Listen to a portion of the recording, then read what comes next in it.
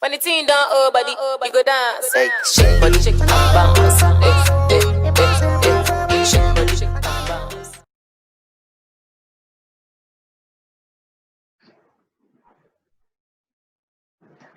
Bonjour à tous, bienvenue dans la rubrique Les interviews de Essie. Donc aujourd'hui, nous allons accueillir Madame Rolande Konou, qui est une étudiante en design thinking. Bonjour Madame Rolande. Bonjour Essie.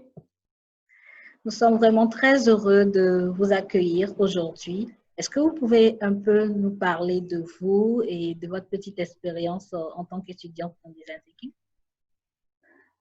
Oui, je suis étudiante en design thinking à Iowa State University, dans l'État d'Iowa aux États-Unis, et mon expérience en design thinking tourne autour des activités que nous avons faites, parce que c'est un cours qui est très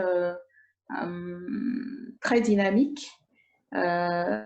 Les enseignants ont essayé de nous faire pratiquer le design thinking pour mieux apprendre là-dessus. Donc, ça a été beaucoup d'expérience en termes de créativité, de don de soi, donc de surpassement même, je dirais.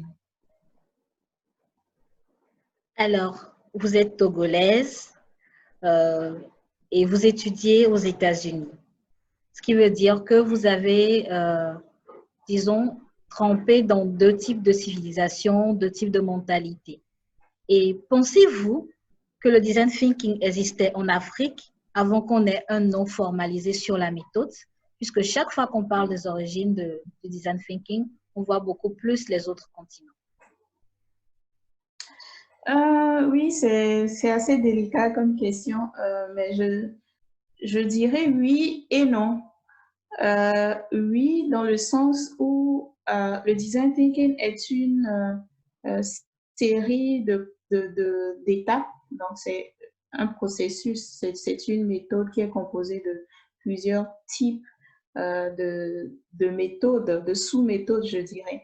Et donc, quand on prend ces sous-méthodes, chacune, en Afrique, on les retrouve forcément. On les retrouve, mais peut-être de manière isolée.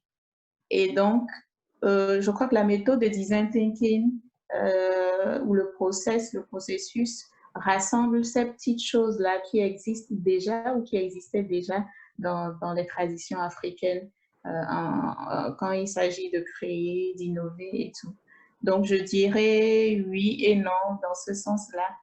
Et d'où le lieu de raviver en fait ces petites méthodes-là et de faire comprendre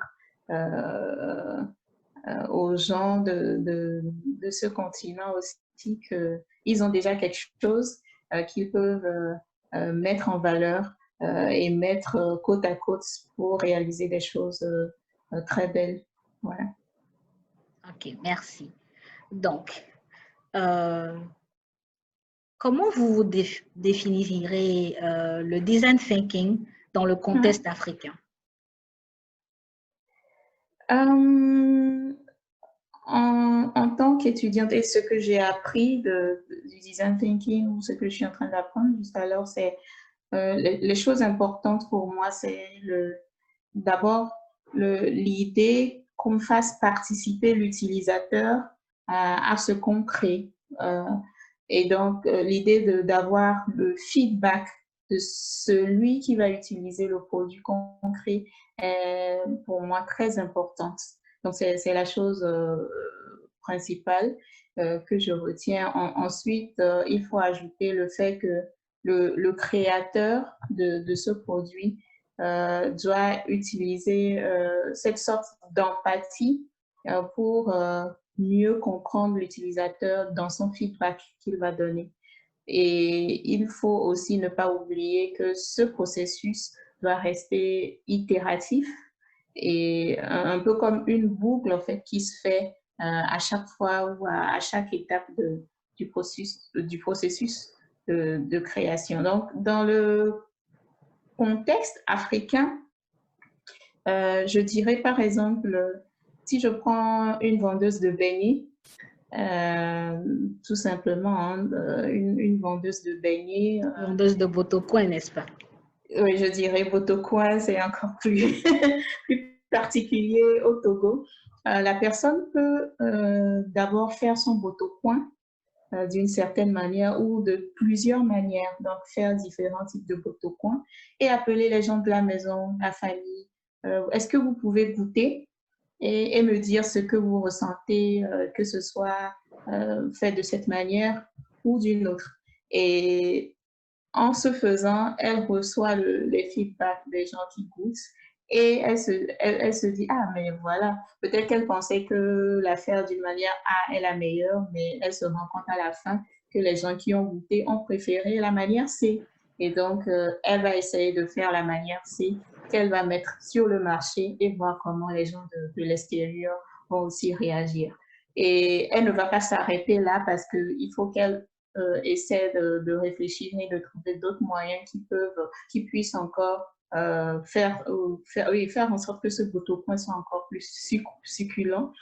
Et elle va encore répéter le processus, peut-être après 3 mois, refaire du Botocoin, ajouter d'autres ingrédients et faire goûter encore à des gens et voir leur réaction, et ainsi de suite. Donc, aussi simple que cela, je pense que c'est comme ça qu'on peut pratiquer le design thinking dans les activités de tous les jours en Afrique. Merci. Un petit mot de fin pour nous. D'abord, merci de m'avoir interviewé. J'espère que j'ai apporté un petit bout de lumière à ceux qui aimeraient apprendre encore un peu plus de ce que c'est que le design thinking. Et je suis sûre que ça apporterait beaucoup à ceux qui s'y mettent et qui l'appliquent dans leurs activités de tous les jours. Ça peut être aussi rien que dans notre mode de vie personnel. Merci beaucoup. Merci, Madame Roland, pour nous avoir éclairé sur quelques points. Donc, nous vous disons à bientôt. Très bonne suite à vous. OK, merci à vous, chers auditoires. On se dit à bientôt. Bye bye. Ciao.